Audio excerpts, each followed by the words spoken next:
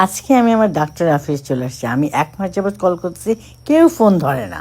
Over on right next to the hospital. You know, I've been calling them 1 month.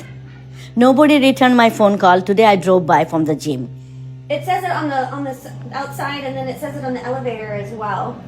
But yes, they've moved. It says it. They're next. I don't even know. আমার doctor নাকি move করছে এই জায়গা থেকে অন্য জায়গায়। কথা না বলে আমি আজকে যাবই না। তা এখন চলে আসলাম যে ডাক্তার যেখানে মুভ করছে ওই অফিসে, কেমন না প্রথম এখন এই অফিসে, বুঝছো, এত ইম্পর্টেন্ট। চলে আসছি ডক্টরস অফিসে। আমি এমন কথা বলবো যে ও আনসার না দিয়ে পারবে না, এইভাবেই কথা বলতে হয়। I have been calling to office almost a month.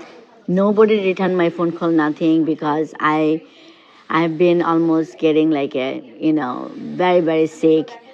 And then I couldn't sleep and anything. Then I was taking some other pills to sleep. And then I need to make an appointment for my son, another new patients. Like nobody returned phone call.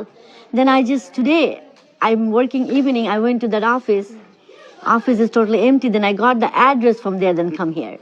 Yes, so the phones have been off for the last couple days due to the move, but for a whole month, I'm not sure why. I do my best to answer phones, voicemails. Finally আমি ডক্টরের রিসেপশনের সাথে কথা বললাম, তারপর আমার ডাক্তারকেও দেখলাম, বলছে যে ওরা নাকি চিঠি পাঠাইছে বাসায় যে দে মুভ, বাট আমি জানি না, আমি পাই নাই। তো অ্যাপয়েন্টমেন্ট করলাম আমার জন্য, আমার ছেলের জন্য, আমার ছেলের বউয়ের জন্য, কারণ আমি না নিজের শরীরের জন্য ডক্টর আমি নেগলেক্ট করি না। আমরা অনেকে বাংলাদেশে তোমার এমন সময় ডক্টরের কাছে যাই যখন মানে কি জিনিসটা অনেক বড় গড়ায় গেছে, আর গড়ানোর আগেই মানে কি সব কিছু টেক কেয়ার করা উচিত।